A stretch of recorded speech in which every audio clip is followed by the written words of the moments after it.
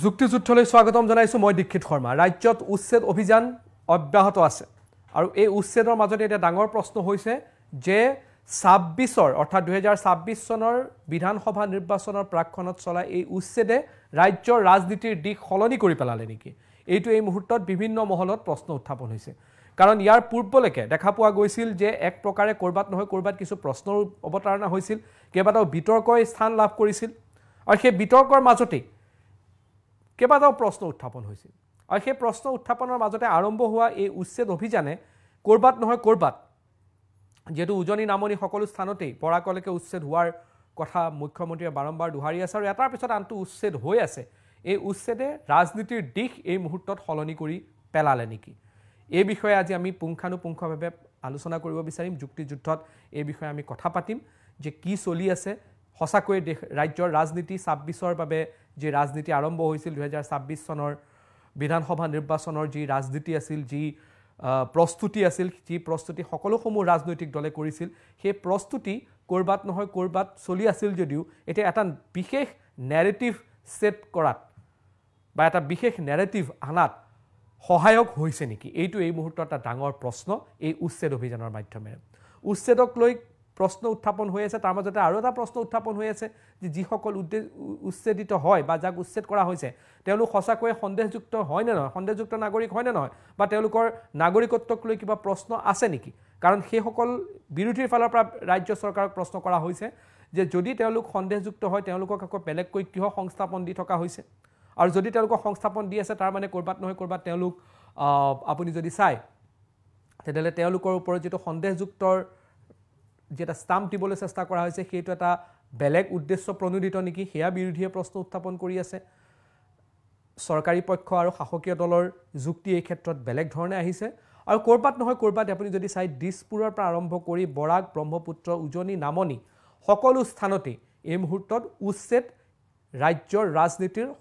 সকলোতকৈ ডাঙৰ চৰ্চাৰ কেন্দ্ৰবিন্দু হৈ আছে আৰু ৰাজনৈতিক দিশ কৰবাত নহয় কৰবাত এতিয়া উচ্ছেদৰ মাধ্যমেৰে যে নিৰ্ণয় হ'ব তাৰো এক উমান পোৱা গৈছে উচ্ছেদ ইয়াৰ পূৰ্বতেও হৈছিল এনেকুৱা নহয় যে অসমত উচ্ছেদ প্ৰথম এবাৰেই হৈছে বা 2025ত আৰম্ভ হৈছে বিভিন্ন সময়ত বিভিন্ন চৰকাৰৰ দিনত উচ্ছেদ অভিযান চলি আছিল কিন্তু সেই উচ্ছেদ অভিযানে এটা নেৰেটিভ সেট কৰাত কিমান সহায়ক হৈছিল বুলি এসময়ত প্ৰশ্ন উত্থাপন হৈছে কিন্তু এইটো ক্ষেত্ৰত যেন কৰবাত নহয় কৰবাত চৰকাৰে যেটো এটা নেৰেটিভ সেট কৰিব বিচাৰিছিল সেই নেৰেটিভতে যেন গৈ আছে হেতুৰ ওপৰত আজি আমি কথা পাতিম মোৰ লগত অতিথি আছে প্ৰথমে মই চিনাই কৰাই দিব বিচাৰিছো মোৰ লগত আছে ভাৰতীয় জনতা পাৰ্টিৰ কৌশিক পাল দাস আপোনাক স্বাগতম জনাইছো মোৰ লগত আছে কংগ্ৰেছৰ গণেশ বৰ্মন আপোনাক স্বাগতম জনাইছো আৰু কিছু সময়ৰ পিছতে মোৰ সৈতে গৰিয়া মৰিয়াৰ যিসকল আছে তেওঁলোকৰ এজন প্ৰতিনিধি আহি পোৱাৰ কথা এতিয়া এই মুহূৰ্তলৈকে তেওঁলোকে মোক আহি আছে বুলি জনাইছে যদি তেওঁলোকে শোৰ মাজতে আহি পায় তেতিয়াহলে আমি তেওঁকো আমাৰ টকশ্বত সুমুৱাই ল'ব পাৰিম মই প্ৰথম এটা কৌশিক পাল দাস মই আপোনাৰ ওচৰলৈ গৈছো এটা ওপেনিং ৰিমাৰ্কে আৰম্ভ কৰিছো হয় বিষয়টো আজি যেটো বিষয়ত আপুনি এই অনুষ্ঠানটো অনুষ্ঠিত কৰিছে বিষয়টো হল উচ্ছেদ এটা কথাটো হল যে উচ্ছেদটো লৈ পেলাই আমি যিমানখিনি মানে অসমত সাম্প্ৰতিক যেটো পৰিবেশ হৈছে বিৰোধীয়ে যি ধৰণে এটা তেওঁলোকে এটা মানে নেৰেটিভ সৃষ্টি কৰিব বিচাৰিছে আমি যদি ভালকৈ চাওঁ লক্ষ্য কৰিম যে এই উচ্ছেদটো কোড হৈ আছে আৰু কোন সকল লোকক উচ্ছেদ কৰা হৈছে আজি যদি কোনো মানুহ যিকোনো মানুহে আজি যদি কোনোবা ফৰেষ্টৰ মাটি কোনোবা যদি ফৰেষ্ট ল্যান্ড যদি দখল কৰি আছে তেতিয়াহলে সেইটো উচ্ছেদ কৰাটো অসম চৰকাৰ বুলি নহয় যিকোনো এখন চৰকাৰৰে হেতু তেওঁ বাধ্যতামূলক কাৰণ কিয় আজি এই যে চৰকাৰে যেটো ফৰেষ্ট ল্যান্ড মানে উচ্ছেদ কৰি আছে হেতু কোনো নিজৰ ইচ্ছা খুচিমতে কৰা নাই এটো হৈ আছে সুপ্ৰিম কোৰ্টৰ এটা বিশেষ নিৰ্দেশনাৰ আধাৰত হৈ আছে গতিকে সুপ্ৰিম কোৰ্টৰ নিৰ্দেশনা আমি মানিব বাধ্য যিকোনো চৰকাৰে মানিব বাধ্য গতিকে আজি এই সকল যিসকলে আজি বনাঞ্চলসমূহ ধ্বংস কৰি তাত হাজাৰ হাজাৰ বিঘা মাটি তেওঁলোকে দখল কৰি বহি আছে তেওঁলোকক উচ্ছেদ কৰাটো যিকোনো এখন চৰকাৰৰ দায়িত্ব আৰু কৰ্তব্য আৰু এইটো ক্ষেত্ৰত মই ভাবো ইয়াত কোনো ধৰণৰ বিতৰ্কৰ সৃষ্টি কৰি অনাহকত মানে পৰিবেশ বিনষ্ট কৰাৰ যেটো প্ৰয়াস কৰি আছে বিৰোধীয়ে মই ভাবো এইটো কৰা উচিত নহয় কাৰণ যি হৈ আছে খিলঞ্জিয়াৰ স্বাৰ্থত অসমীয়াৰ স্বাৰ্থতে এই কামটো হৈ আছে গতিকে মই ভাবো ইয়াত আমি বিশেষ বিতৰ্ক সৃষ্টি নকৰাই ভাল মই এটা অনুৰোধ জনাম আমাৰ মইনুল হক আহিছে তেখেত গৰিয়া ছাত্ৰ পৰিষদৰ হয় আমি যদি অসম গৰিয়া পৰিষদৰ হয় সেইটো যদি আমি এষ্ট্ৰনটো ঠিক কৰি দিব পাৰোঁ গৰিয়া মৰিয়া বুলি আছে মই গণেশ বৰ্মনৰ পৰা এটা অপেনিং ৰিমাৰ্ক লৈ লওঁ চাওক আপুনি যিটো মানে অপেনিং ৰিমাৰ্কত আপুনি কৈছে যে 2026 চনৰ নিৰ্বাচনৰ কিবা চেঞ্জ হ'ব নেকি নিশ্চিতভাৱে চেঞ্জ হ'ব আৰু কংগ্ৰেছ দলে ইয়াত ভালকৈ এইবাৰ চৰকাৰ গঠন কৰিব পাৰিম কাৰণ আপুনি এটা গম পাব 2016 চনত যেতিয়া আমাৰ চৰকাৰ শেষৰ ভাগে যেতিয়া আমি উচ্ছেদৰ কামটো আমি হাতত লৈছিলোঁ তেতিয়া ৰাইজে ভাল পোৱা নাছিলে এইবিলাক কথা কাৰণ ভাল পোৱা কিয় নাছিলে যে উচ্ছেদ কামটোত ধৰি লওক বহু একদম খাটি খোৱা মানুহবিলাকে সেইবিলাক জায়গাত থাকে কোনো ইচ্ছা অনুযায়ী বা কোনোবা মানুহে যে আৰ্থিকভাৱে সবল মানুহে কোনো চৰকাৰী ভূমিত বসবাস নকৰে আমি চৰকাৰী ভূমিত থকা মানুহৰ পক্ষত আমি নিশ্চিতভাৱে নাই আৰু যি ধৰণে বিজেপিয়ে মানে উচ্ছেদৰ আগমুহূৰ্তত যি ধৰণে কৈছিল যে তেখেতসকলে পূৰ্ববংগীয় বাংলাদেশীসকলক উচ্ছেদ কৰা বুলি যি ধৰণে তেখেতসকলে মানে এলাউন্স কৰিছিল কিন্তু তাৰ পিছত যেতিয়া উচ্ছেদ হৈ যায় তেখেতসকলক সংস্থাপন দিয়ে সেইকাৰণে আমি ভাৰতীয় নাগৰিকৰ পক্ষত আমি সদায় আছোঁ আৰু ভৱিষ্যতেও থাকিম 2026 চনৰ নিৰ্বাচনটো তেনেকুৱা হ'ব যে মাননীয় মুখ্যমন্ত্ৰী মহোদয় ডাঙৰীয়াই যি ধৰণে তেখেতে এতিয়া যোগী আদিত্যনাথৰ নিচিনা যি ভাও ধৰি ইয়াতে অসমখন চলাব বিচাৰিছে সেই ভাওত অসমৰ ৰাইজে কেতিয়াও উঠি ভাহি নাযায় আৰু অসমৰ ৰাইজ একেবাৰে বুদ্ধিমত্তা মানুহ হয় আৰু আমি অসমৰ ৰাইজৰ পক্ষত আছোঁ ৰাইজে এইটোৱেই বিচাৰে যে ইমান অশান্ত জৰ্জৰ অৱস্থালৈকে যি ধৰণে এতিয়া অসমখনক লৈ যাব বিচৰা হৈছে আপুনি চাওক উজনিৰ পৰা নামনিলৈকে কোনো মানুহ কিন্তু শান্তিত নাই প্ৰতিটো আপোনালোকে টিভি টক শ্ব'ত বা টিভি চেনেলত আমি দেখা পাই আছোঁ প্ৰতিজন মানুহে মানে কিবা কিবি এটা সংগঠনৰ নাম দি হ'লেও মানে যোনে যেনেকুৱা পাৰে তেনেকুৱা কাম কৰি আছে সেই ধৰণৰ কাম কাজক অসমৰ ৰাইজে কেতিয়াও গ্ৰহণ নকৰে আৰু এই কামবিলাকৰ জৰিয়তে আমাৰ কংগ্ৰেছ দলে নিশ্চিতভাৱে আমি সদায় যিসকল মানুহৰ ভাৰতীয় হয় সেই ভাৰতীয়ৰ পক্ষত আমি সদায় আছোঁ আৰু সদায় থাকিম ঠিক আছে অসম গৰিয়া ছাত্ৰ পৰিষদৰ ফালৰ পৰা আহিছে মোৰ লগত মইনুল হক আছে মই মইনুল হকৰ পৰা এটা অপেনিং ৰিমাৰ্ক লৈ লওঁ কিমান প্ৰয়োজন হৈ পৰিছিল এই উচ্ছেদ বা এই উচ্ছেদে ৰাজনীতিৰ নেৰেটিভ চেঞ্জ কৰিব পাৰিছে নে নাই সলনি কৰিব পাৰিছে নে উচ্ছেদটো মই প্ৰয়োজন বুলি ভাবোঁ কাৰণ চৰকাৰী বহু ভূমি বেদখল হৈ আছে তাক আমাৰ পূৰ্ণ সমৰ্থন আছে কাৰণ আপোনাৰ আজি বনভূমি প্ৰায় নাইকিয়া হৈ গৈছে আজি বনভূমি নোহোৱাৰ গছ গছনি নোহোৱাৰ কাৰণে আজি আমাৰ ইমান গৰম আজি গৰমত মানুহ মৰিব ধৰিছে কিন্তু উচ্ছেদৰ প্ৰতি আমাৰ সমৰ্থন ইয়াত আমাৰ এটা কথা আছে যে বিজেপি দলে 2011 চনৰ পৰাই অসমৰ অকবদৰ ভূমিসমূহ বেদখল মুক্ত কৰি ইয়াৰ যিটো ইনকাম হ'ব এই ইনকামখানে অসমৰ খিলঞ্জীয়া মুছলমানৰ অৰ্থ সামাজিক উন্নয়নৰ কাৰণে খৰচ কৰিম বুলি তেওঁলোকে 2011 চনৰ পৰা বৰ্তমানলৈকে প্ৰতিটো নিৰ্বাচনী ইস্তাহাৰত তেওঁলোকে প্ৰকাশ কৰি আছে আজি পিজিআৰ ভিজিআৰ সত্ৰ চৰকাৰী ভূমি বেদখল মুক্ত কৰাত আমাৰ পূৰ্ণ সমৰ্থন আছে কিন্তু সমান্তৰালকৈ মাননীয় মুখ্যমন্ত্ৰী মহোদয়লৈ আমাৰ অনুৰোধ কাৰণ অসমৰ যিমান অকপ সম্পত্তি আছে এই অকপ সম্পত্তিসমূহ কিন্তু চৰকাৰৰ নহয় একংশ মহান ব্যক্তি আমাৰ পূৰ্বপুৰুষসকলে অসমৰ ইছলাম ধৰ্মীয় লোকসকলৰ সামাজিক বিকাশ আৰু উন্নয়নৰ কাৰণে এই মহান ভূমিসমূহ দান দি থৈ গৈছিল আজি সেই ভূমিসমূহ আজি প্ৰায় কংগ্ৰেছৰ শাসনকালতে এই ভূমিসমূহ বেদখল হৈ আছে আৰু কংগ্ৰেছৰ বহু নেতাই এই ভূমিসমূহ বেদখল কৰি আছে সেইকাৰণে কংগ্ৰেছৰ নেতাসকলে কেতিয়াও উচ্ছেদক সমৰ্থন নকৰে মোৰ তাত উদাহৰণ আছে কেইবাটাও আজি আপুনি চাই ধুবুৰীত যি হাজাৰ হাজাৰ বিঘা অকবদৰ ভূমি বেদখল হৈ আছে আজি তিনিচুকীয়া কো আপোনাৰ নগাঁও কো শোণিতপুৰ ক'ত নাই গুৱাহাটীকে ধৰি আজি সকলো ক্ষেত্ৰতে অকবদৰ ভূমি বেদখল মুক্ত সেইকাৰণে আমি আজি আপোনালোকৰ সংবাদ মাধ্যমৰ জৰিয়তে অসমৰ মাননীয় মুখ্যমন্ত্ৰী মহোদয়ক অনুৰোধ জনাইছোঁ কাৰণ তেখেতে আমাক প্ৰতিশ্ৰুতি দিছিল যে অতি সোনকালে চৰকাৰী ভূমি যেনেধৰণে বেদখল মুক্ত কৰিলে অকবদৰ ভূমিসমূহ বেদখল মুক্ত কৰক মুখ্যমন্ত্ৰীক জিন্দাবাদ দি আমি গোটাই গুৱাহাটীত আমি ৰেলী ওলাই দিম যদি তেওঁ আমাক এইখিনি কাম কৰি দিয়ে ঠিক আছে গণেশ বৰ্মনে প্ৰতিক্ৰিয়া দিব বিচাৰিব কিবা নিশ্চিতভাৱে মইনুল ডাঙৰীয়াই যি ধৰণে কৈছে তেখেতে প্ৰমাণ সহকাৰে আমাক দিয়ক যেতিয়া তেখেতে মাননীয় মুখ্যমন্ত্ৰীৰ হাততে তেখেতে অৰ্পণ কৰক কোনজন কংগ্ৰেছ নেতাই আপোনাৰ চৰকাৰী ভূমি লৈ ৰাখি থৈছে আৰু তেখেতে হয়তো গম পোৱা নাই যে বিজেপি দলৰ বহুকেইজন নেতাই যে চৰকাৰী মাটি অধিগ্ৰহণ কৰি থৈ দিছে দখল কৰি থৈ দিছে তাত যে ঘৰ বিল্ডিং হৈ আছে পেপাৰে পত্ৰ দিছে সেইটো তেখেতে মইনুল ডাঙৰীয়াই দেখা পোৱা নাই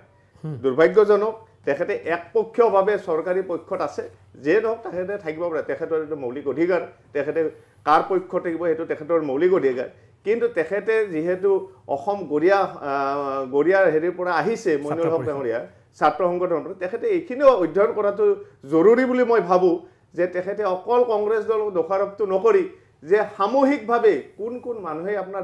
দখল কৰি দিছে চৰকাৰী ভূমি সেই আটাইবিলাক ক'লে মই কিন্তু তেখেতক সুখী হ'ম উত্তৰটো দিওঁ যে আজি স্বাধীনতাৰ পৰা অসমত শাসন কৰি আছে কংগ্ৰেছে আজি যিমানজন অকববুৰ নেকিবুজ জামানত বাহিৰে প্ৰত্যেকজন অকববুৰ অধ্যক্ষত কংগ্ৰেছে নিয়োগ কৰিছিল মই আপোনাক উদাহৰণ দিওঁ ফেন্সি বজাৰৰ যিটো চিনেমা হল ববিতা শৰ্মাই দখল কৰি আছিল বিজেপিৰ দিনত বিজেপি চৰকাৰৰ হেঁচাত তেওঁ অকববুলত এগ্ৰিমেণ্ট কৰি ভাড়া দিবলৈ বাধ্য আছিল আজি এনেকুৱা বহুত জেগাত আছে আজি ৰকিবুল হুছেইনে আপোনাৰ নগাঁৱত অকববুৰ ভূমি বেদখল কৰি আছিল তেওঁ আপোনাৰ ভাড়া দিয়া নাছিল মাজতে 2001-2 চনত ভাড়া দি কিনে বন্ধ ৰাখিছিল তেওঁ ক্ষমতাত আছিল আকৌ আপোনাৰ 15-16 চনৰ পৰা আকৌ ভাড়া দিয়া আৰম্ভ হৈছে কাৰণ বিজেপি চৰকাৰ আহিল কিন্তু এনেকুৱা উদাহৰণ আপোনাক হাজাৰ হাজাৰ দিব পাৰোঁ যে কংগ্ৰেছে কোনোবাই ভাড়া লৈছে সেইটো আৰু সেইটো দখলকাৰী নহয় তেখেতে ভাড়া এটা এগ্ৰিমেণ্ট আছে যে ৱাকফ বৰ্ডৰ লগত আমাৰ এগ্ৰিমেণ্ট আছে সেই এগ্ৰিমেণ্ট মতে লিজত লৈছে বা ভাড়াত লৈছে সেইটো আপুনি কেতিয়াও ক'ব নোৱাৰে যে দখলত থকা বুলি তেওঁৰ দখলতে আছে তেওঁৰ দখল আছে যদি তেখেতে ভাড়া দি পেলাই ক্লিয়াৰ কৰিছে নিশ্চিতভাৱে আমিও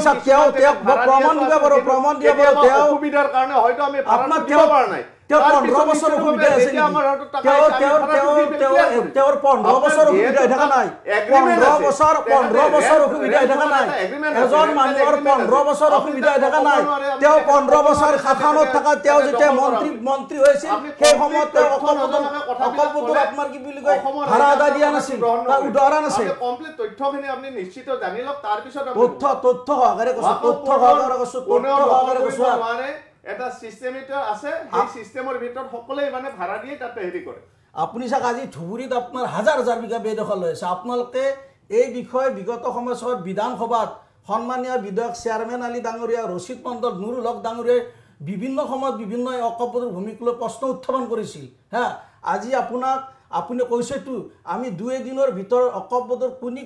কোন ব্যক্তি ক'ত ভূমি বেদখল কৰে তাক লৈ আমি গ্ৰন্থ এখন প্ৰকাশ কৰিছোঁ সেই গ্ৰন্থ আমি ৰাজহুৱাভাৱে প্ৰকাশ কৰিম তাত সবিস্তাৰ উল্লেখ আছে কোন ব্যক্তি তাত আছে সেই কথাটো আমি মানে আপোনালোক সকলো অৱগত হৈ যাব গতিকে কথাটো হ'ল যে কি মুখ্যমন্ত্ৰীক আমাৰ বাৰম্বাৰ অনুৰোধ যে তেওঁলোকে অসমৰ মানে যিখিনি আপোনাৰ অবৈধ ভূমি বা দখলকাৰীসকলক বেদখলকাৰীসকলক উচ্ছেদ কৰিছে তাত আমাৰ দ্বিমত নাই কিন্তু সমান্তৰালভাৱে সত্ৰ আৰু অকববুৰ আৰু চৰকাৰ ভূমি যেনেকৈ আপোনাৰ বেদখল অকববুৰ ভূমিখিনি যাতে সোনকালে বেদখল মুক্ত কৰি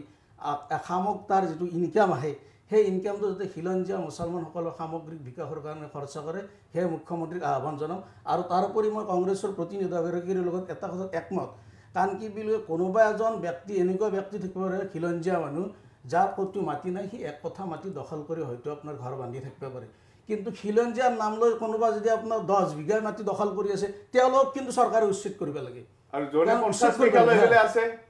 জনে 50 বিঘা লৈ তেওঁকো উচ্ছেদ কৰিব লাগে কোনোবা যাৰ ভূমিহীন ব্যক্তি এজনে এক কথা মাটি দখল কৰি আছে তাৰ ভূমি নাই সঁচাকৈ নাই তেওঁ তাত ল'ৰা ছোৱালীলৈ তাত তেওঁ আছে তেওঁক হকা দিছে সেইটো মুখ্যমন্ত্ৰীয়ে ভাল পাইছোঁ কিন্তু খিলঞ্জীয়াৰ নাম লৈ যদি কোনোবাই 50 বিঘা 100 বিঘা যদি 10 বিঘা 20 বিঘা অযথাই দখল কৰি আছে সেইখিনি মাটি কিন্তু মুখ্যমন্ত্ৰী উচ্ছেদ কৰাৰ ব্যৱস্থা কৰিব লাগে ঠিক আছে মই যাব বিচাৰিছোঁ বিজেপিৰ ওচৰলৈ বিজেপিয়ে কি ক'ব এই ক্ষেত্ৰত তেওঁৰ যিখিনি কথা ক'লে নাই তেখেতে যিটো কথা কৈছে আমাৰ অসম গৰিয়া ছাত্ৰ সন্থাৰ মই এইটো কথাত একমত যে হয় সেই বস্তুটোত আমিও বিচাৰোঁ যে তেখেতে যিটো কৈছে আমিও আমাৰ দলৰ ফালৰ পৰা বিচাৰোঁ যে ৱাকফ বৰ্ডৰ মাটিও যদি ক'ৰবাত অসমত বেদখল হৈ আছে সেইসমূহো বেদখল মুক্ত হ'ব লাগে আৰু সেইখিনিও আমাৰ খিলঞ্জীয়া আমাৰ যি গৰিয়ামৰীয়া আমাৰ খিলঞ্জীয়া অসমীয়া আছে মুছলমান মানুহ আছে সেইসকলৰ মানে উন্নয়নৰ স্বাৰ্থত সেইটো ব্যৱহাৰ হ'ব লাগে কিন্তু কথাটো হ'ল এতিয়া এই আমাৰ যে কংগ্ৰেছৰ প্ৰতিনিধিগৰাকীয়ে পটককৈ তেখেতে কোৱা কথাটো কোৱাৰ লগে লগে তেওঁ কৈ দিলে যে তেওঁ চৰকাৰী পক্ষৰ মানে পক্ষ লৈছে চৰকাৰৰ পক্ষ লৈছে সত্য কথা এটা ক'লে মানুহে চৰকাৰৰ পক্ষ লোৱা হয় নি একপক্ষীয় হ'লে না তেখেতে মই কিন্তু চৰকাৰৰ পক্ষ লোৱা নাই চৰকাৰৰ বিৰুদ্ধে আমি বহুতবাৰ কথা কৈছো আমি কংগ্ৰেছে ভাল কাম কৰাটো ভাল বুলি কওঁ ববিতা শৰ্মাই কেতিয়া নিযুত ললে ববিতা শৰ্মাই কংগ্ৰেছৰ মুখপাত্ৰ হৈ থকা অৱস্থাত কিন্তু নিযুত লোৱা নাছিল তাৰ প্ৰমাণ আছে ববিতা শৰ্মাই কেতিয়া নিযুত ললে বিজেপি শাসন হোৱাৰ পিছত ললে তাৰ আগতে তেওঁ ফেন্সি বজাৰত দখল কৰি আছিল জ্বলন্ত উদাহৰণ আপুনি জানে নেকিবু জামানক কলমে দখল কৰি ধমকি দিছিল প্ৰমাণ আছে প্ৰমাণ দুখাই দিম প্ৰমাণ দিব ববিতা শৰ্মা পুত্ৰ কৰিয়াটো ভৰাই আছিল বিজেপি শাসন এই কথাটো আমি স্বীকাৰ কৰিব লাগিব বিজেপি শাসনত অহাৰ পিছত কিন্তু অকপদৰ ৰাজা বৃদ্ধি হ'বলৈ সক্ষম হৈছে হা ববিতা শৰ্মাৰ দৰে নেত্ৰীয়ে অকপদলত এগ্ৰিমেণ্ট কৰি ভাড়া দিবলৈ বাধ্য হৈছে ৰকিবুলৰ দৰে ব্যক্তি শক্তিশালী ব্যক্তি কিন্তু 2015 চনৰ পৰা ভাড়া দিবলৈ অকপদত বাধ্য হৈছে তাৰ আগতে আপোনাৰ নামত নিযুত লৈছিল কিন্তু অকপদত ৰাজহ দিবলৈকে তাৰ পৰা তেওঁলোকে বিৰত আছিল গতিকে তেখেতৰ মানে যিটো কৈছে আমি পক্ষপাতি লৈ আমি বিজেপিৰ ভাল কামটো কম বিজেপিকো আমি বহুতবাৰ সমালোচনা কৰিছোঁ কাৰণ ভাল কামটো যিটো ভাল কাম প্ৰশংসা কৰিব লাগিব হয়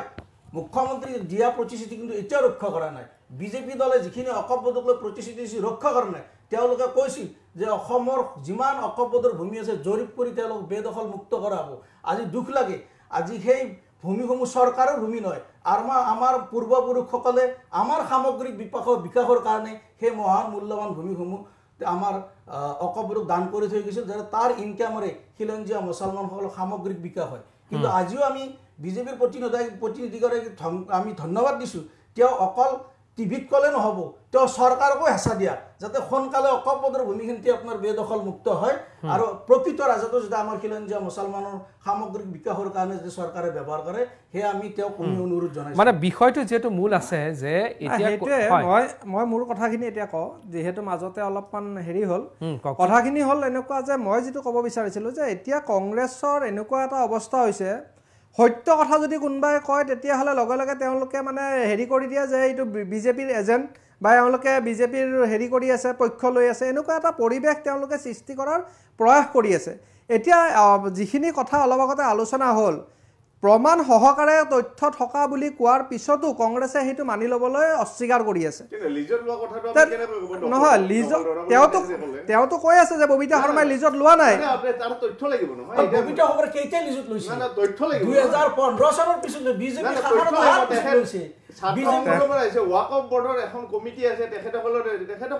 আমাৰ সম্পূৰ্ণ আৰটিআৰ তথ্য আছে আমি 2 দিনৰ ভিতৰত গ্ৰন্থ আকাৰে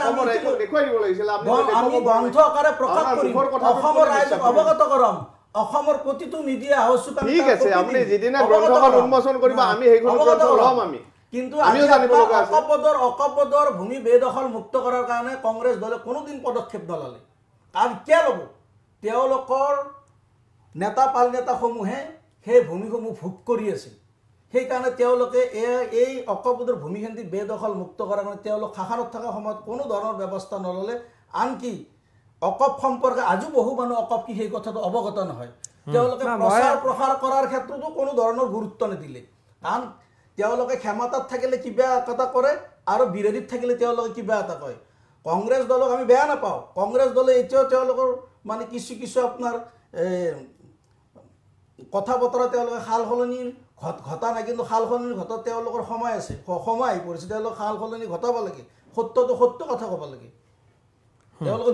আপোনাৰ লুকাই ৰখাৰ চেষ্টা আজিকালি লুকাই ৰাখিব নোৱাৰে আজিকালি আৰটিআৰ যুগ হয় মনমোহন সিং ডাঙৰে আৰটিআই কৰাৰ কাৰণে আজি সকলো মানুহৰ সুবিধা হৈছে আৰটিআৰ জৰিয়তে সকলো তথ্য পাবলৈ সক্ষম হয় আমি আৰটিআই কৰি কিনে অকপদৰ সকলো তথ্য লৈছোঁ লৈ আমি গ্ৰন্থ প্ৰকাশ কৰিম 2 দিনৰ ভিতৰতে ইতিমধ্যে কিছু কাম আমাৰ লিখা মেলা কাম সমাপ্ত হৈছে যদি আপোনাক কপি লাগে মোৰ হোৱাটছআপত আছে মই আপোনাৰ পিডিএফ কৰাই আছে আপোনাক দি দিম চাই ল'ব নিশ্চিতভাৱে দিব আপুনি চাই ল'ব ঠিক আছে ঠিক আছে মই কথাখিনি সম্পূৰ্ণ কৰিলো মই মূল বিষয়লৈ আহিব লাগিব দেই মই মূল বিষয়লৈ আহো এতিয়া মই এই কথাটো তেখেতে যিটো ক'লে ওকাপবোৰ্ডৰ কথাটো সেইটোৰ লগত মই উচ্ছেদৰ সম্পৰ্কটো মই এইখিনিতে আপোনালোকক দেখুৱাই আছোঁ ৰাইজক অসমৰ ৰাইজক যে যেনেকৈ তেখেতে ক'লে যে ৰকিবুল হুছেইনৰ নিচিনা এজন মহাপ্ৰতাপী মন্ত্ৰী আছিলে তেখেতে মহাপ্ৰতাপী মন্ত্ৰীজনেও যেতিয়া ৱাকাফ বৰ্ডৰ নিচিনা হেৰিৰ মাটি তেওঁ বেদখল কৰি পেলাই ভোগ কৰি থাকিব পাৰে তেতিয়াহ'লে সেই তেনেকুৱা একে কথা আজি যিখিনি উচ্ছেদ হৈ আছে আজি য'ত উৰিয়াম ঘাটত উচ্ছেদ হৈছে বা যিকোনো জেগাত আজি উচ্ছেদ হৈছে আপুনি যদি চাই এজন মানুহে 50 বিঘা 100 বিঘা 200 বিঘাকৈ মাটি তেওঁলোকে দখল কৰি বহি আছে এটা সেইটোতো হ'ব নোৱাৰে এজন মানুহ যদি সঁচাকৈ তেওঁ ভূমিহীন তেওঁ যদি সঁচাকৈ গৃহহীন তেওঁৰ অৱস্থা সঁচাকৈ বেয়া তেওঁ মানে একেবাৰে দুখীয়া দৰিদ্ৰ তেতিয়াহ'লে তেওঁৰ কাৰণে চৰকাৰে কৰবাত এক কথা বা আধা কথা মাটিৰ ব্যৱস্থা কৰিব পাৰে বা তাত আপোনাৰ হেৰি হ'ব পাৰে কিন্তু এই যিটো 100 বিঘা 200 বিঘা মাটি যিটো দখল কৰা যিটো প্ৰক্ৰিয়া এই বস্তুটো আমি কংগ্ৰেছে সমৰ্থন কৰিব কিন্তু কংগ্ৰেছৰ সমৰ্থনৰ ওপৰত এইটো নচলে নহয় কংগ্ৰেছৰ সমৰ্থনৰ এইটো নচলে কাৰণ কিয় আজি এই যিটো বেদখল যিটো হৈ আছে আপোনালোকে শুনক আপোনালোকেতো নকব এতিয়া মই কোৱাৰ আগতে আমাৰ এগৰাকী বেলেগ পেনেলিষ্টে আপোনালোকক নাম সহকাৰে ভাড়াত লোৱাটো বেলেগ বস্তু দখল কৰাটো বেলেগ বস্তু সেইখিনি প্ৰমাণ কৰক সেইটো তেখেতে কৈছে আজি ভাড়াটো বেলেগ বস্তু দখলটো বেলেগ বস্তু কোনবা যদি ভাড়া লয় তেওঁ মাহে মাহে দি আছে সেইটো ভাড়াটো কেতিয়াৰ পৰা দিলে সেইটোই কথা ভাড়াটো কেতিয়াৰ পৰা 2015 চনৰ পৰা দিছে 16 চনৰ পৰা দিছে মানে যেতিয়াৰ পৰা কেন্দ্ৰ বিজেপি চৰকাৰ আহিল তেতিয়াৰ পৰা দিলে এটা সিস্টেম থাকে কি সিস্টেম ভাড়া আপোনাৰ বৰ্ডে কেতিয়াও দিয়ে না কাকো আপুনি 10 বছৰ 15 বছৰৰ মূৰত ভাড়া দিব না যে এটা বস্তুৰ প্ৰতি মাহে প্ৰতি বছৰে ভাড়া দেই না প্ৰতি বছৰে দিয়ে হয়তো প্ৰতি বছৰ সুবিধাৰ কাৰণে হয়তো 15 বছৰ সুবিধা ৰাখব নহয় যিখন কমিটি আছে 15 বছৰ সুবিধা ৰাখব নহয় অতি এটা 2015 বছৰ সুবিধা ৰাখব নহয় তো মানুহৰ ভাড়াটা এনেকুৱা ভাড়াৰ যেটো এগ্ৰিমেন্ট আছে এটো আপুনি দখল কৰা বুলি ক'ব নোৱাৰে কংগ্ৰেছৰ মানে চৰিত্ৰটো এনেকুৱা নিজে দখল কৰাটো মানে সদায় তেওঁলোকে সমৰ্থন কৰে যে পাৰিলে তেওঁলোকৰ নেতা পালি নেতাই দখল কৰক আৰু লগতে এই যিখিনি আমাৰ সন্দেহজনক বাংলাদেশী দিয়া আছে তেওঁলোককো তেওঁলোকে মানে উৎসাহ উদ্গনি জগাই যে য'ত যি ভূমি পৰি আছে মানে খালী মাটি চৰকাৰী ভূমি ফৰেষ্ট লেণ্ড কৰবাত যদি পৰি আছে তেতিয়াহ'লে কংগ্ৰেছৰ উদ্দেশ্যটো তাত মানুহনি বহাব লাগে সেই মানুহখিনিৰ ভোট বেংকটো তেওঁলোকে পাব লাগে গৰুবিলাকৰ কথা ওলাই গ'ল তেওঁলোকে ভোটৰ স্বাৰ্থত তেওঁলোকে কি কৰে য'ত যেনেকে পায় আজি এই যে গোলাঘাটত যিটো ইলেকশ্যন হৈ আছে সেই মানুহখিনি গোলাঘাটত যিটো উচ্ছেদ হ'ল মানুহখিনি ৰূপহীহাট আপোনাৰ হেৰি ঢিং এইবিলাকৰ পৰা গৈ তাতে গোলাঘাটৰ সেই অঞ্চলত তেওঁলোকক সংস্থাপিত কৰা হৈছিল আৰু সেইটো কৰিছিল কংগ্ৰেছৰ নেতা বালি নেতাই সেইটোৰ প্ৰমাণ আছে ৰাইজে তাতে নিজে কৈছে যিখিনি মানুহে তাত উচ্ছেদত হৈছে সেই মানুহখিনিয়ে কৈছে যে আমি কংগ্ৰেছৰ নেতা আপোনালোকে ছাপৰ্ট নকৰে বাংলাদেশীৰ পক্ষত নাই আপোনালোকে ছাপৰ্ট নকৰে কিন্তু ভাৰতীয় মানুহক আপোনালোকে হাৰাশাস্তি কৰিব মুঠেও কৰা নাই তাৰ বিৰোধ আমি কৰিম মুঠেও কৰা নাই এজন মানুহে যদি 100 বিঘা মাটি দখল কৰি আছে তেওঁক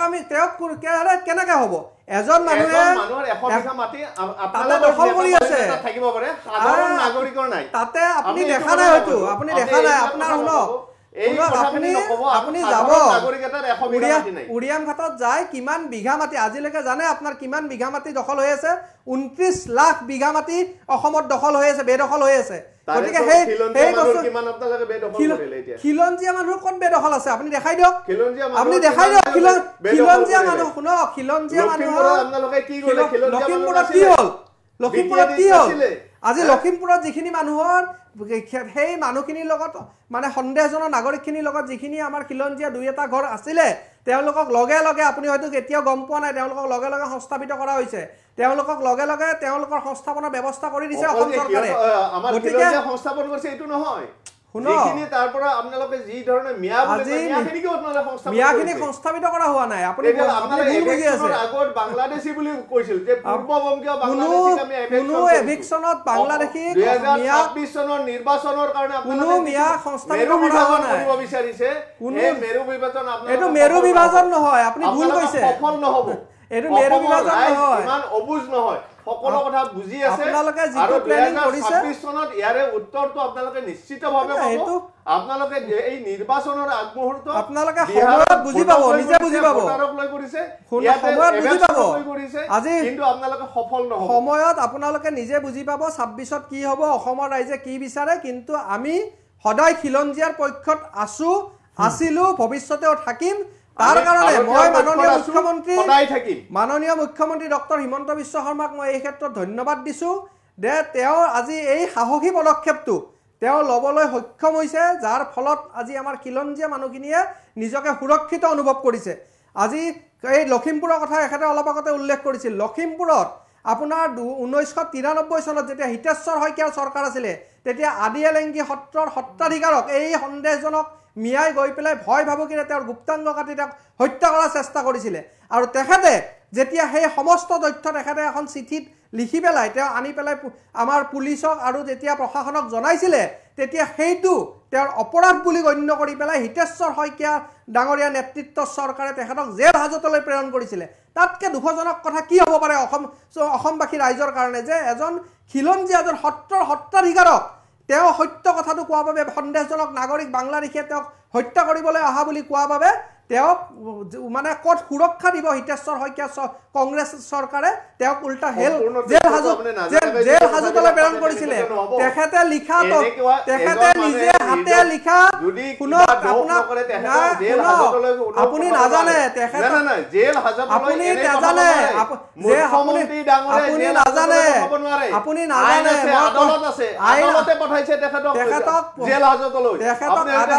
পঠোৱা নাই ষড়যন্ত্ৰমূলকভাৱে চৰকাৰে হিতেশ্বৰ শইকীয়া দেৱৰ চৰকাৰে ষড়যন্ত্ৰমূলকভাৱে এইটো পঠিয়াইছিল এইটো কথা আইন আদালত ষড়যন্ত্ৰমূলকভাৱে হিতেশ্বৰ শইকীয়া চৰকাৰে আজি অসমৰ যিমানখন সত্ৰ আজি কাৰ দিনত দখল হ'ল বেদখল কাৰ দিনত হ'ল আপুনি কওক আজি শুনক আজি চবৰীয়া সত্ৰ আদিয়ালেংগী সত্ৰ বটদ্ৰৱা সত্ৰ এই বৰপেটা সত্ৰ কাৰ দিনত বেদখল হ'ল আপুনি কওক কাৰ দিনত বেদখল দিনত কিমান মানুহ আনিছে ক'ৰ পৰা আনিছে প্ৰফুল্ল মহন্ত ডাঙৰে আপুনি সেইটো কথা কিয় নকয় 70 বছৰ এজিপিৰ দিনত কিমান তাতে মানুহ আহিলে বাহিৰৰ পৰা সেইখিনি কথা কিয় নকয় আপুনি আপোনালোকে প্ৰফুল্ল মহন্ত ডাঙৰীয়াৰ কথাটো কিয় নকয় কংগ্ৰেছ দলে চৰকাৰ গঠন কৰা নাই ইয়াৰ আগত অসম গণ পৰিষদৰ যেতিয়া অসম আন্দোলনৰ পিছত অসম অগপ দল আহি তেতিয়া কিমান মানুহ সংস্থাপিত হৈছিল সেই কথাখিনি আপুনি কেনেকৈ পাহৰি যাব আজি মাননীয় মুখ্যমন্ত্ৰী হিমন্ত বিশ্ব শৰ্মাদেৱে লোৱা পদক্ষেপ যদি তেতিয়া হিতেশ্বৰ শইকীয়া বা তৰুণ গগৈদেৱে ল'লে হয় প্ৰফুল্ল মহন্ত কিয় নললে অসম আন্দোলন কৰি যেতিয়া আহিছিলে তেখেতৰ 5 বছৰটো বাদ দিয়ক আপুনি তেখেতৰ 5 বছৰটো বাদ দিয়ক 10 বছৰটো বাদ দিয়ক 70 বছৰ কি কৰিলে তেখেতে আমি তেখেতকো বৰিহণা দিছো মিত্ৰ দল এই তেখেতে কৰা নাই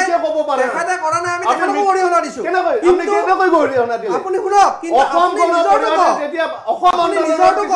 যেতিয়া প্ৰথম চৰকাৰ কৰে আপুনি নিজৰটো কৈ তেখেতসকলে যে আন্দোলন কৰি আহি নিজৰটো কোনে কৰিলে স্থাপনটো কিয় নিদিলে কোনে কৰিলে আজি 70 বছৰ বহিষ্কাৰ কিয় নকৰিলে বিদেশী আছিলে আজি বাংলাদেশী চৰণীয়া পথাৰ হ'বলৈ অসমখনক কোনে এৰি দিলে কোনে এৰি দিছে কংগ্ৰেছ দলে বিদেশী কংগ্ৰেছ দলে ইয়াৰ পৰা কংগ্ৰেছ দলে কংগ্ৰেছ বিদেশী আছে আপোনালোকে নপঠাই কিয় কংগ্ৰেছ দলৰ বিদেশী আছে ইটেছক চেন্ট্ৰেলৰ চৰকাৰ ইয়াত আপোনালোকৰ চৰকাৰ যদি অসমৰ বিদেশী আছে আপোনালোকে কিয় নপঠাই আপোনালোকে মুখতে খালি বিদেশী তেখেতসকলে কিন্তু অৱস্থাপন কৰি থাকিব এই সমস্ত কৰিছে আপোনালোকে ঘৰৰ ঘাঁহ কাটি আছে আজি 11 বছৰ আপোনালোকে ঘৰৰ ঘাঁহ কাটি আছে আপোনালোকে বিদেশী কাম কৰি আছো কামটোৱে কৰি আছো কংগ্ৰেছে নগাঁওটো চেভ কৰিছে বৰপেটা কংগ্ৰেছে যিটো আজি বিৰোধ কৰি আছে কংগ্ৰেছে যিটো আজি বিৰোধ কৰি আছে আমি সেই কামটো কৰি আছো কাৰণে কংগ্ৰেছে আজি বিৰোধ কৰি আছে আমি কিয় বিৰোধ কৰি আপোনালোকে বিৰোধ কৰি আছে এইটোৱে কৈছো যে প্ৰপাৰ ভাৰতীয় মানুহ আপোনালোকে যদি হ্যাৰাসমেন্ট কৰে আমি তাৰ বিৰোধ কৰি আছো সৰকাৰি ভূমিত কোনোবা আছে যদি তাৰ আমি বিৰোধ কৰা নাই কেতিয়াও আপুনি কৰি আছে নাই কৰা এই মানুহখিনি কোন আছিল সৰকাৰি ভূমিত নাছিল এই মানুহখিনি আপোনালোকে বেলেগত আৰু কোন আছিল এই মানুহখিনি কোন আছিল এই মানুহখিনি আৰু সংস্থাপন কোন আছিল এই মানুহখিনি সংস্থাপন নাই এক মিনিট সংস্থাপন আজি সা গৰুহুতিৰ যেটো কথা আছিল যে গৰুহুতিৰ যিখিনি মানে উচ্ছেদ কৰিলে সেইখিনি মানে সংস্থাপন দিলে না নাই সেইখিনি মানুহ কিন্তু দলগড় বিভিন্ন জেগাত সংস্থাপন দিছে মোৰ কথা এটা হ'ল যে মই মানে বিজেপিৰ আমাৰ প্ৰতিনিধিগৰাকীৰ পৰা জানিব বিচাৰিছোঁ যে চৰকাৰে অবৈধ বেদখলকাৰীক উচ্ছেদ কৰিছে নে অবৈধ নাগৰিকক উচ্ছেদ কৰিছে সেই কথাটো কিন্তু চৰকাৰে কিন্তু এতিয়াও স্থিতি স্পষ্ট কৰা নাই কাৰণ সেই কাৰণে বহু সময়ত বিভিন্ন মানুহৰ মানে বক্তব্য ৰখাটো অসুবিধা হৈছে যদি আপোনাৰ কি বুলি কয় যদি অবৈধ নাগৰিক কৰিছে না অবৈধ দখলকাৰী কৰিছে এইটো কিন্তু এটা ডাঙৰ বিষয় বস্তু হা কিন্তু এতিয়ালৈকে স্পষ্ট হোৱা নাই এইটো ডাঙৰ প্ৰশ্ন এইটো ভাল প্ৰশ্ন এটা আপোনাক মই এইটো ক্ষেত্ৰত স্পষ্ট কৰি দিওঁ এই যিখিনি বৰ্তমান উচ্ছেদ চলি আছে এইখিনি হৈছে অবৈধ বেদখলকাৰী এইসকল লোক মই যে আজি ক'লোঁ গোলাঘাটৰ আজি যে এই অঞ্চলসমূহত যে গোলাঘাট জিলাৰ যিখিনি বিভিন্ন অঞ্চলত যে আজি উচ্ছেদ অভিযান চলিছিলে সেই উচ্ছেদ অভিযানত যিখিনি মানুহক মানে উচ্ছেদ কৰা হৈছে সেইখিনি তাতে অবৈধভাৱে বেদখল কৰি আছিলে তেওঁলোকে অৰিজিনেলি লাহৰীঘাট ঢিং ৰূপহী এইবিলাকৰ তেওঁলোকৰ অৰিজিনেল তেওঁলোকৰ তাৰে পৰা অহা কিন্তু এই মানুহখিনিৰ সমস্যাটো হৈছে তেওঁলোকৰ এটা জনসংখ্যাৰ বিস্ফোৰণ হয় তাৰ পিছত তেওঁলোকে লাহেকৈ এটা সুযোগ সুবিধা বিচাৰি থাকে আৰু কংগ্ৰেছে তাত মানে সেই উদ্গনি জগাই পেলাই কি কৰে তেওঁলোকক নিজৰ ভোট বেংক হিচাপে ব্যৱহাৰ কৰিব পাৰে না তাতে এক মিনিট মই ভোটাৰ নাই স্থাপিত কৰে গতিকে এইসকল সম্পূৰ্ণভাৱে অবৈধ বেদখলকাৰী আৰু এইখিনিক আমি মই নুলে কিবা সুধিব বিচাৰিছোঁ এইখিনিক তাৰ যিহেতু অবৈধভাৱে বেদখল কৰি আছে তাত উচ্ছেদ হ'বই ঠিক আছে তাৰমানে আপোনাৰ সেইখিনি ভাৰতীয় নাগৰিক হয় নহয় সেইটো মই এতিয়ালৈকে কোৱা নাই কাৰণ কিয় সেইখিনিৰ সন্দেহজনক নাগৰিকৰ যিটো হেৰি আছে সেইটোত বৰ্তমান আপুনি অলপ আগতে ক'লে হা এই কথাটো আমি জানিব সেই কথাটো মই আপোনাক কৈ আছোঁ মই এতিয়া স্পষ্ট কৰি কৈ আছোঁ চৰকাৰে বৰ্তমান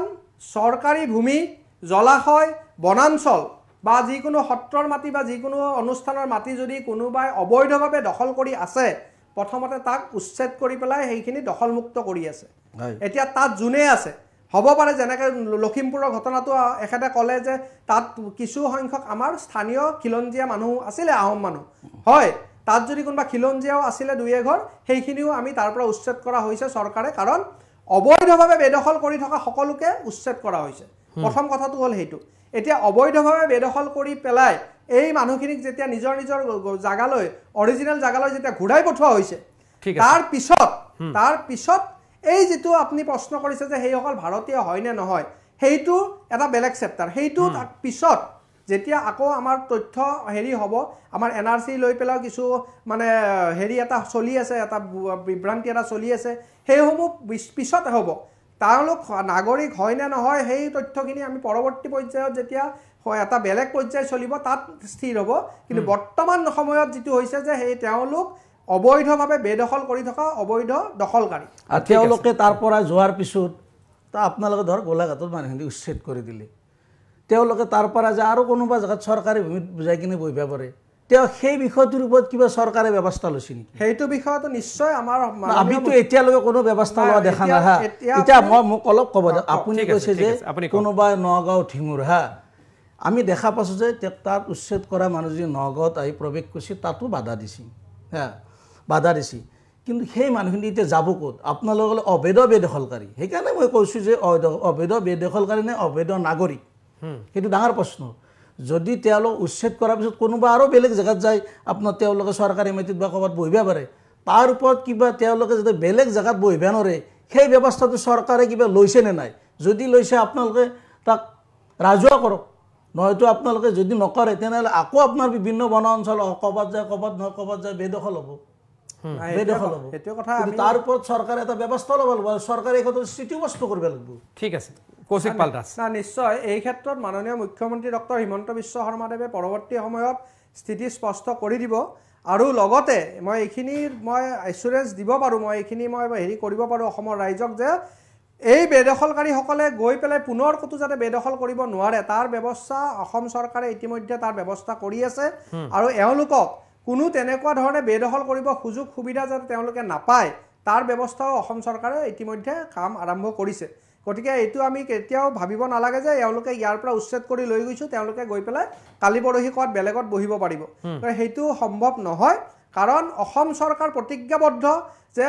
বনাঞ্চলৰ মাটি জলাশয়ৰ মাটি চৰকাৰী ভূমি আৰু সত্ৰৰ ভূমি কেতিয়াও কোনো অবৈধ বেদখলকাৰীৰ হাতত থাকিব আপনি নিদিয়ে কিন্তু ওয়াকফ বোৰ্ডৰ ভূমিৰ কথাটো নকলে নাই ওয়াকফ বৰ্ডত আপোনালোকে কিন্তু 2011 চনৰ পৰা বিজেপি দলৰ প্ৰতিশ্ৰুতি না দিছিল নিশ্চয় ওয়াকফ বৰ্ডত আপোনালোকে সত্ৰৰ ভূমি বেদখল মুক্ত হতো আমি আগতো আন্দোলন আমিও বিচাৰো আমি এটো কোৱা নাই টাইম এটোত কেবাতো আমি এই এয়াৰপোৰ্ট টকছো হৈছিল সত্ৰ চৰকাৰী ভূমি সত্ৰটো আমাৰ মহান অনুষ্ঠান সত্ৰ যেনেকুৱা মহান অনুষ্ঠান অকবমত তেনেকুৱা মহান অনুষ্ঠান গতিকে বিজেপি নিশ্চয় আমি হেতু বিচাৰো আমি জনাম আপোনালোকে 2011 চনতে আপোনালোকৰ নিৰ্বাচনী ইস্তাহাৰ প্ৰতিটো নিৰ্বাচনত ওয়াকফ বোৰ্ডৰ ভূমি বেদখল মুক্ত কৰিম বুলি আপোনালোকে প্ৰতিশ্ৰুতি মই ইতিমধ্যে এবাৰ কৈছো অতি পৰিতাপৰ বিষয় আমি দুখ ব্যক্ত কৰিছো কাৰণ আমি 2012 চনৰ পৰা বিজেপি দলক আমি বিভিন্ন ক্ষেত্ৰত সমৰ্থন কৰি আহিছিলো কিন্তু আমি তেওঁলোক এই ওয়াকফ বোৰ্ডৰ ভূমি বেদখল মুক্ত কৰাৰ ক্ষেত্ৰত কিন্তু বিজেপি দলৰ আজিৰ তাৰিখলৈকে কোনো আমি পদক্ষেপ লোৱা আমি দেখা নাই গতিকে আমি আজিও আশাবাদী যে মুখ্যমন্ত্ৰী যেনেকৈ আপোনাৰ পিজিআৰ ভিজিআৰ চৰকাৰী ভূমি সত্ৰ ভূমি যেনেকৈ বেদখল মুক্ত কৰা যিটো পদক্ষেপ ল'লে সেইটো আদৰণীয় পদক্ষেপ কিন্তু সেই সমান্তৰালকৈ যাতে ওয়াকফ বোৰ্ডৰ ভূমিসমূহ বেদখল মুক্ত কৰক কাৰণ ওয়াকফ বোৰ্ডৰ ভূমিসমূহ একাংশ সন্দেহযুক্ত নাগৰিকে বেদখল কৰি থকা বৰি আছে বিভিন্ন ঠাই ধুবুৰী চুবুৰী গোৱালপাৰা এনেকুৱা বিভিন্ন ঠাইত গতিকে সেইখিনি বেদখল মুক্ত কৰি যাতে তাৰ প্ৰকৃত ৰাজহটো যাতে আহি আমাৰ খিলঞ্জীয়া মুছলমানৰ সামগ্ৰিক বিকাশৰ কাৰণে চৰকাৰে যাতে কাম কৰে ঠিক আছে মই কৌশিক পালৰ পৰা এটা প্ৰতিক্ৰিয়া লওঁ তাৰপিছত মই কংগ্ৰেছৰ ওচৰলৈ আহিম এই ক্ষেত্ৰত মই এটা ক্লোজিং ৰিমাৰ্কৰ ফালে যাব লাগিব নিশ্চয় মই তেখেতে যিটো কথা ক'লে আমাৰ অসম গৰিয়া ছাত্ৰ সন্থাৰ ফালৰ পৰা যিটো কৈছে মই সেইটো ইতিমধ্যে মই এবাৰ কৈছোৱে যে আমাৰ সেইটোতো পূৰ্ণ সমৰ্থন আছে আৰু আমাৰ চৰকাৰে সেই ক্ষেত্ৰতো নিশ্চয়কৈ পদক্ষেপ ল'ব আৰু ইতিমধ্যে তেখেতে মানে কৈছেও কথাটো যে আমাৰ চৰকাৰ অহাৰ পিছত ওয়াকফ বৰ্ডৰো অসমৰ যি সম্পত্তি আছিল তাৰ যিটো ৰাজহ হ'ব লাগিছিল আগতে যিটো কংগ্ৰেছৰ দিনত লুটিপুটি খাইছিলে সেই বস্তুটো বহু পৰিমাণে বৃদ্ধি হৈছে আৰু সেই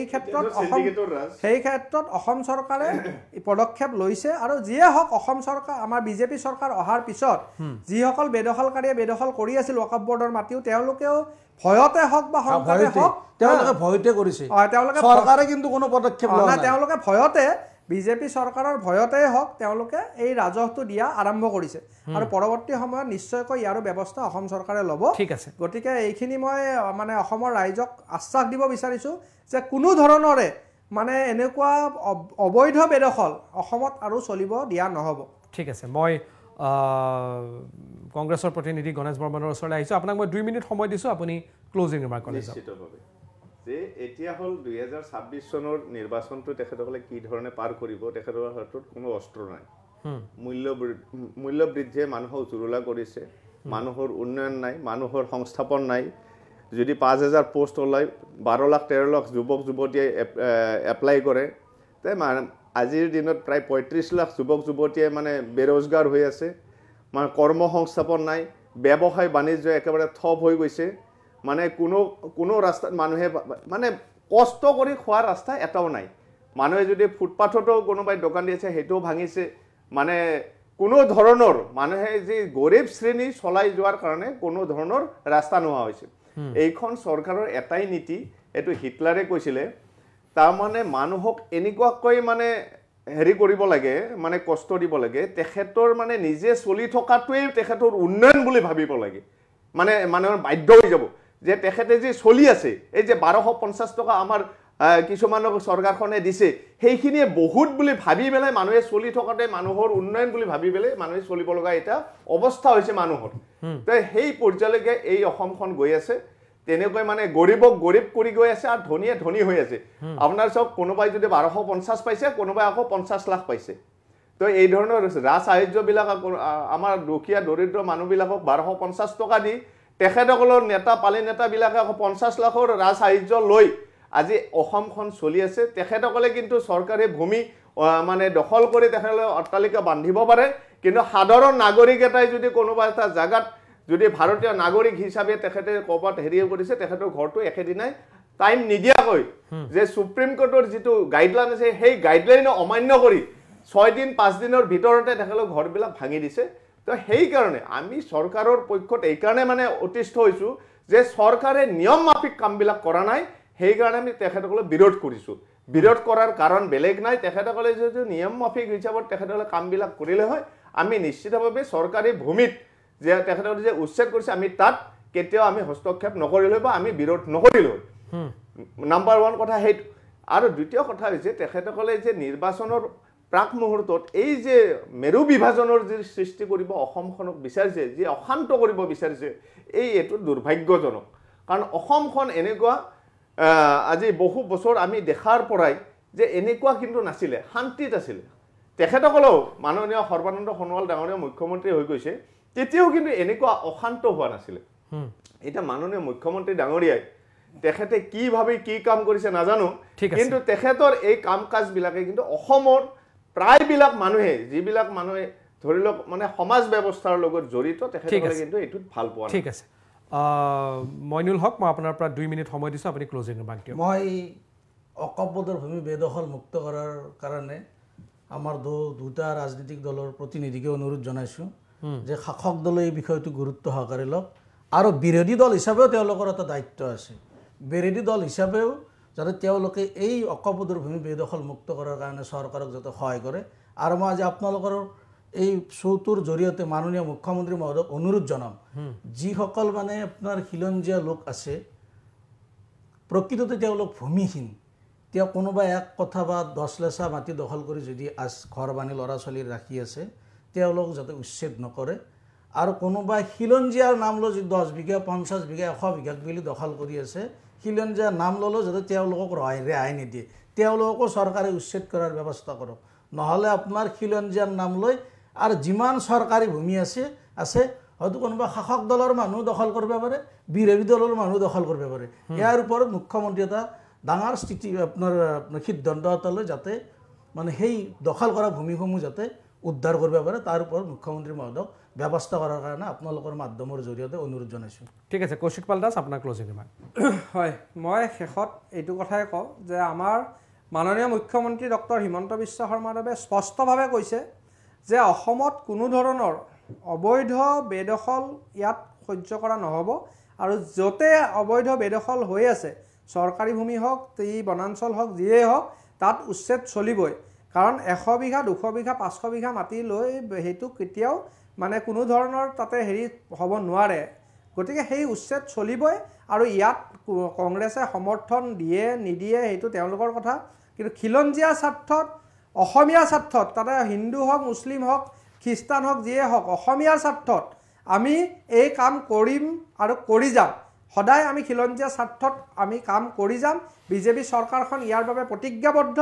আৰু খিলঞ্জীয়াৰ বিপৰীতে যোৱা কোনো কামেই আমি কেতিয়াও সহ্য নকৰোঁ যিমানে কংগ্ৰেছে প্ৰেছাৰ নিদিয়ক কিয় বিৰোধীয়ে প্ৰেছাৰ নিদিয়ক কিয় নকৰিলে আমাৰ 6 নং দফাটো ৰূপায়ণ কৰকচোন কোনো ধৰণৰ সুৰক্ষিত হৈ যাব কোনো ধৰণৰ আমি আপোনালোকে কৰোঁ আপোনালোকে কাখন আনি বিদেশী অহা ৰাস্তাটো বনাই দিলে আৰু অসমীয়াৰ স্বাৰ্থত আপোনালোকে কাম কৰি যাব এইটোৰে কি ধৰণৰ কথা কৈ আছে আপোনালোকে যদি অসমীয়াৰ স্বাৰ্থত কাম কৰিলে হয় যদি অসমীয়া খিলঞ্জীয়াৰ স্বাৰ্থত কাম কৰিলে তেলে কাখন আপোনালোকে নানিলে হয় আপোনালোকে কাখন আনি বৰপিৰাখন পাৰি দিছে বিদেশী অহাৰ কাৰণে তাত বিদেশী মানে বিদেশী আমাৰ চকুৰ সন্মুখত আপোনালোকৰ কাৰণে বেলেগ হ'ব পাৰে কিন্তু আমাৰ সন্মুখত কিন্তু বিদেশী মানে বিদেশী এই পুৰণি গানটো আপোনালোকে বহুত গালে 2019ৰ পৰা গাই আছে কেনেকৈ পুৰণি একো নহয় শুনক 2019ৰ পৰা গাই আছে একো হোৱা নাই আমাৰ 19টো হ'ল যিমানে গাই আছে আপোনালোকে এতিয়া আপোনালোকে পাৱাৰত আছে আপোনালোকে কথা কাঢ়ি আছে ৰাইজৰ কথাখিনি নুশুনাকৈ আপোনালোকে কাম কৰি যাইছে সেইটো আপোনালোকৰ আকৰ্গজ মনোভাৱ ৰাইজ আমাৰ লগত আছে না আপোনালোকে আকৰ্গজ মনোভাৱ ৰাইজ আমাৰ লগত আছে না আপুনি কেনে গম পাব নিৰ্বাচনত গম পাব নিৰ্বাচনৰ কথা নকব নিৰ্বাচন আৰু কেইদিনমান পিছত আপোনালোকে নিজে গম পাব নিৰ্বাচনৰ কি হৈছে মানে নিৰ্বাচনৰ কথা নকব আপোনালোকে নিৰ্বাচনৰ যিজন কেণ্ডিডেটে নিজে কেণ্ডিডেট হোৱাৰ পিছত তেখেতৰ ভোটটো তেখেতে নাপালে সেই নিৰ্বাচনৰ আপোনালোকে আমাৰ কথা কব আহিছে এই নিৰ্বাচনৰ কথা আপোনাৰ কথাটো এনেকুৱা হ'ল তাৰমানে যে আপোনাক ৰাইজে ভাল পায় ভোট নিৰ্বাচনৰ যিজন কেণ্ডিডেট নিজৰ ভোট নাপালে তেখেতৰ বাকৰ ভোট আপোনাৰ এনেকুৱা অৱস্থা লাইফৰ ভোটটো নাপালে আপোনাৰ এনেকুৱা অৱস্থা তাৰমানে কংগ্ৰেছৰ আজি ডেটত এনেকুৱা অৱস্থা যে ৰাইজে খুব ভাল পায় কংগ্ৰেছক কেৱল ভোটটো নিশ্চিতভাৱে ভাল পায় ভোটটো দিয়ে ৰাইজৰ ভোট আমি ৰাইজৰ কংগ্ৰেছক হয় ভাল পায় কিন্তু ভোট কৰিছিল আমাক ৰাইজে শাস্তি দিছে আমি যিখিনি ভুল কৰিছিল এতিয়া কৰি আছে না ই কৰা এতিয়া এতিয়া কৰি আছে এতিয়া কৰিছো এতিয়া কৰি আছে আপোনালোকে এই যে আপোনালোকে যে ৰাইজৰ বিৰুদ্ধে গৈছে আপোনালোকে মূল্য বৃদ্ধি ৰোধ কৰিব দখলদাৰীৰ সমৰ্থনত কৈ আছে নাইকিয়া কৰিছে আপোনালোকে বেদখলকাৰীৰ সমৰ্থনত কৈ আছে আমি বেদখলকাৰীৰ সমৰ্থনত কোৱা মানে আপোনালোকে পুনৰ দোষ কৰি আছে আপোনালোকে মূল্য বৃদ্ধি আপোনালোকে যে বেদখলকাৰীৰ সমৰ্থনত কৈ আছে ৰোধ কৰিম বুলি আহিছিলে ব্ৰহ্মপুত্ৰ দুই চাইডে আপোনালোকে হাইৱে বনাম বুলি বেদখলকাৰীৰ সমৰ্থনত যিমানে ক'ব বেদখলকাৰীৰ সমৰ্থনত যিমানে ক'ব আপোনালোকৰ 500 টকা আপোনালোকৰ নেতা যিমানে পাকিস্তানী এজেণ্ট হ'ব আপোনালোকৰ নেতা যিমানে পাকিস্তানী এজেণ্ট হ'ব 500 টকা সিমানে আমাৰ কথাটো আপোনালোকে পুৰা গাঁত দি এতিয়া ইলেকশ্যনৰ ধন্যবাদ কৰাই দিলে নহয় ধন্যবাদ জনাইছো ৰাইজে পাহৰি নাযায় ঠিক আছে আপোনালোকে যিমানে কওক ৰাইজে কেতিয়াও বেদখলৰ সমৰ্থনত থকালৈকে বেদখলৰ সমৰ্থনত থকালৈকে ৰাইজৰ যে অসমৰ ৰাইজ কংগ্ৰেছৰ পক্ষত নাই বেদখলৰ সমৰ্থন বাদ দিয়ক বেদখলৰ সমৰ্থন বাদ দিয়ক হ'ব ধন্যবাদ মই আপোনালোক তিনিওজনকে ধন্যবাদ জনাইছো গণেশ বৰ্মন কৌশিক পাল দাস মইনু হক আপোনালোক তিনিওজনকে ধন্যবাদ জনাইছো উচ্ছেদে এই মুহূৰ্তলৈকে ৰাজ্যৰ ৰাজনীতিও গৰম কৰি ৰাখিছে আৰু উচ্ছেদে ৰাজ্যৰ 26ৰ ৰাজনীতিৰ দিশ সলনি কৰিছে বুলি একাংশই মত পোষণ কৰিছে আজি যুক্তিযুদ্ধ অনুষ্ঠানৰ পৰা মই দীক্ষিত শৰ্মা বিদায় লৈছো ধন্যবাদ নমস্কাৰ